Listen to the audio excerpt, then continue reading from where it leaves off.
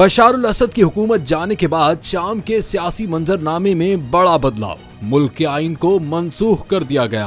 Parliament तहलील और अहमद हुसैन शरह को उबूरी सदर मुकर्रर कर दिया गया। शाम की नई क़यादत ने मुल्क का आइन मनसूख और पार्लियामेंट तहलील करते हुए बागी ग्रुप हयात तहरीर शाम के सरबराह अबू मोहम्मद अल जूलानी अहमद हुसैन शरह को मुल्क का उबूरी सदर मुकर्रर कर दिया। गैर मुल्की मीडिया के मुताबिक अहमद शरह को उबूरी हुकूमत में आर्जी कानून साज कौंसिल बनाने का भी इख्तियार दिया गया है, जो नए आइन की मंजूरी तक अपना काम करेगी। शाम की उबूरी हुकूमत के मिलिट्री ऑपरेशन के तर्जुमान हसन अब्दुल गनी ने कहा कि 2012 का आइन और इमरजेंसी प्रोसीजर के तहत अपनाए गए कवानीन भी मनसूख कर दिए गए हैं। हसन अब्दुल गनी ने कहा कि तमाम मुसल्लह धड़े तहलील हो गए हैं, वो अब रियासती इदारों में जम हो जाएंगे। उन्होंने शाम पर कई दिहाइयों से हुकूमत करने वाली बास पार्टी की तहलील का भी ऐलान किया।